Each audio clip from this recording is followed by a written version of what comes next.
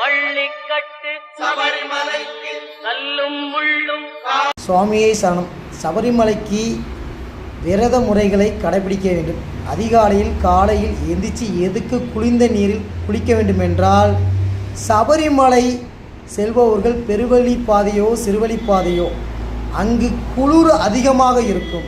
5 மலைகளை கடந்து ஐயப்பனை தரிசிக்க போகிறோம்னா அங்கே கடுமையான குளிர் இருக்கும். இந்த கார்த்திகை மார்கழியில் அதிகமான பனிவுளும் குளிர் இருக்கும். திடீர்னு சாரல் மழை பெய்யும். அதெல்லாம் நீங்கள் தாங்கிக் கொள்ள உங்கள் உடம்பை தயார்படுத்தி கொள்ள வேண்டும்.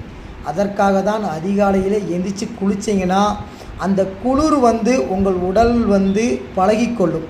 அதனால் எவ்வளவு கடுமையான குளிர் சபரிமலையில் இருந்தாலும் அதை உங்கள் உடம்பு ஏற்றுக்கொள்ளும். உங்களை தயார்படுத்தி கொள்வதற்காகத்தான் அதிகாலை 5 மணிக்கு குளிக்க வேண்டும். சாமி சரணம்.